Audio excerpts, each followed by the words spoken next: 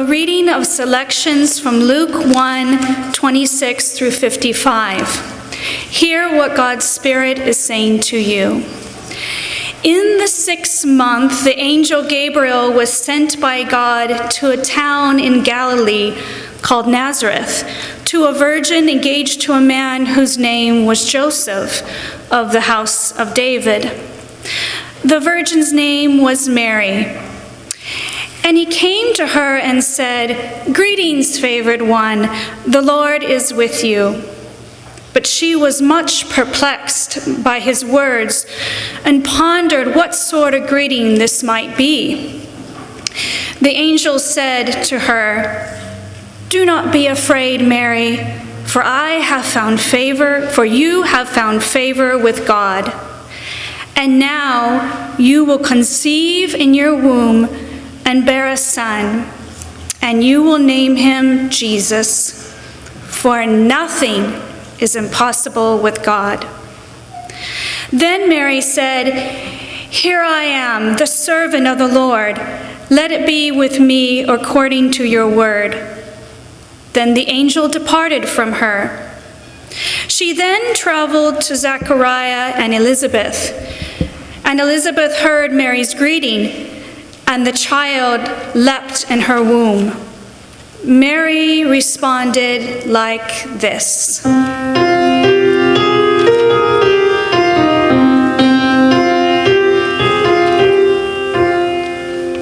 My soul gives glory to my God, my heart pours out its praise. My soul proclaims the greatness of the Lord. My spirit rejoices in God, my Savior, who has looked with me on favor, a lowly servant. From this day, all generations shall come and call me blessed. The mighty has done great things for me, and the holy in the name of the Lord, whose mercy is on those who fear God from generation to generation. My soul gives glory to my God, my heart pours out its praise.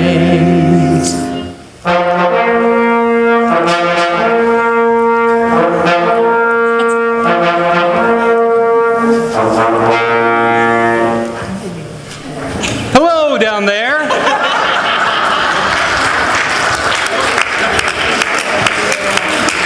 It's me, Gabriel. I come bearing fantastic news, hence the angelic fanfare. This is a story that is going to change everything. I can't wait to tell it to you. It's about a woman named Mary. It's incredible, but I'm not going to shout it down at you through the stars from on high. I'll come down, for this is a message of heaven coming to earth. As I tell you about it, I'll travel down and tell you some of the background. You see, about 6 months ago, a man by the name of Zechariah and his wife Elizabeth were chosen to receive an incredible gift from God, the gift of a new child. Now, they were both getting on in years, and neither thought that they were ever going to be able to have a child. But they were going to have a child named John. This was going to be the child who wouldn't be the one, but who would prepare people's hearts to receive the Messiah, the Christos, the Messiah, the Christ. He would prepare people by baptizing them with water for the one who would come and baptize with the Spirit. I was honored to be the one chosen to bring this message to Zechariah. For he was a priest, and one day he was in the temple, and he was preparing the sacrifice for God, asking for God's blessing. There he was, offering the incense offering, when I appeared to him.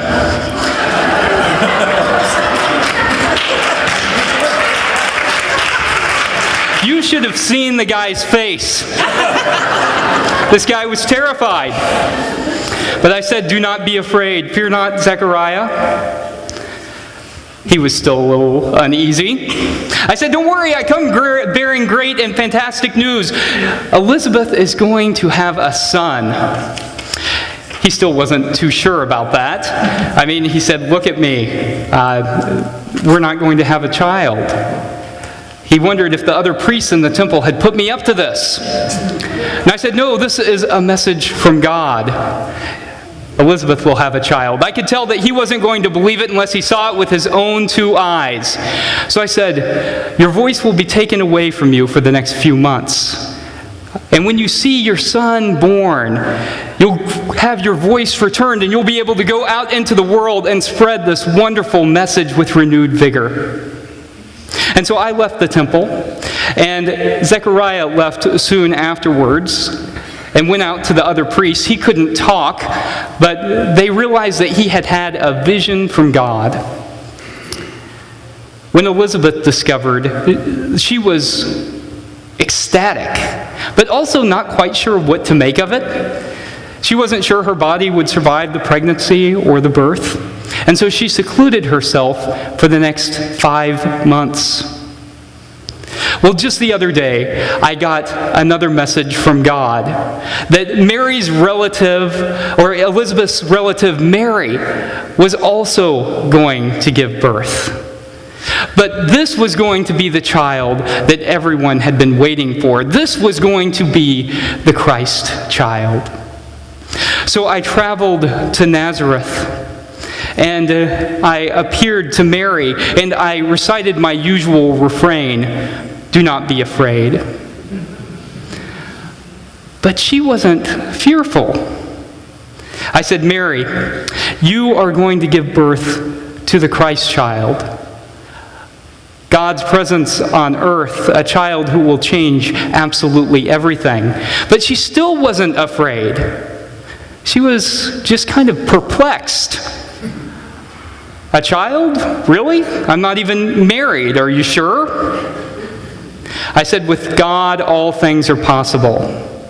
And she gave a courageous reply, "May it be so." I was inspired by Mary because I've got to tell you, if I were her, I would have been a little nervous. She's an unlikely candidate to bring the Christ child into the world, you know. She's vulnerable.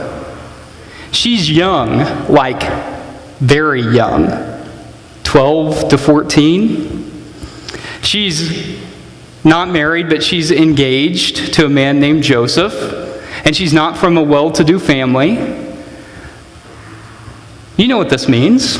It means that if Joseph discovers she's pregnant and he's not the father, he can dismiss her.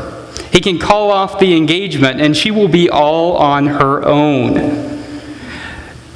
She won't have his resources. She won't be able to get married to someone else. Her family will likely shun her. She won't have a job. She'll be with that child on her own. That's just the way things work in this society. Men have all the power. It's unfortunate, but it's true. And all too often, the men use that power to exploit women. God must have incredible trust that Joseph will do the right thing. I was so inspired by Mary's courage, and I left. Mary left soon after and traveled from Nazareth to her relative Elizabeth's home and greeted Elizabeth at the door.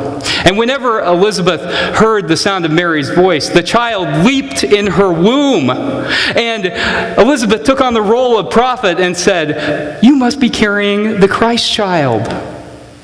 How honored we are to have you in our home."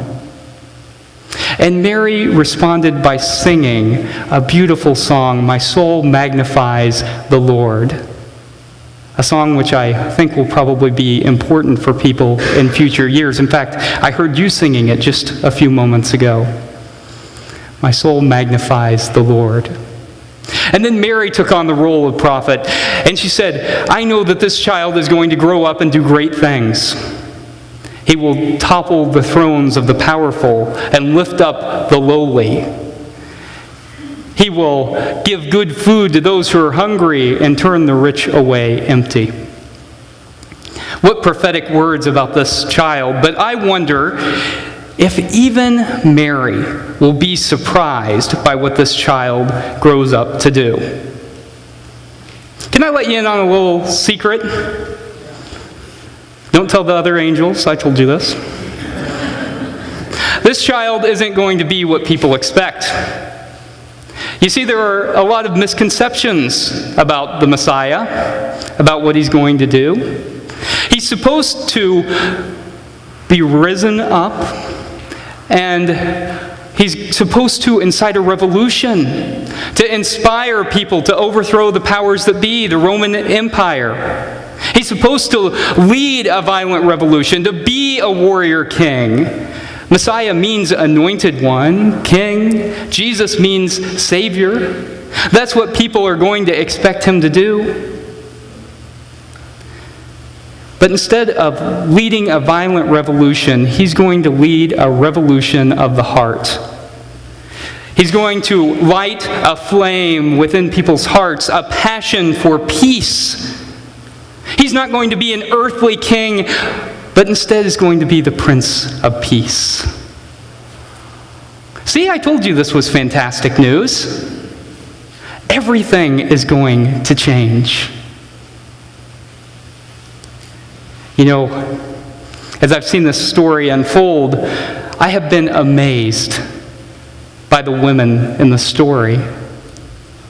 You may think it's a story about the sons, John and Jesus, and it is. But it's also a story about Elizabeth and Mary. People with incredible faith and tremendous courage who believed even when those around them didn't. And I have a feeling that they will be a source of inspiration for people for years to come. Mary will become an ideal follower of God, who acts with faith, who doesn't just wait passively for God, but takes an active role in what God is doing in the world. Friends, you have heard the good news. The Christ child is coming. Even in the midst of the darkest night, there is light. The Christ child is coming to bear hope into this world. So have faith that flies in the face of fear. Kindle within your hearts a love for peace and spread that far and wide. Friends, do not be afraid, for the world is about to turn. May it be so. Amen.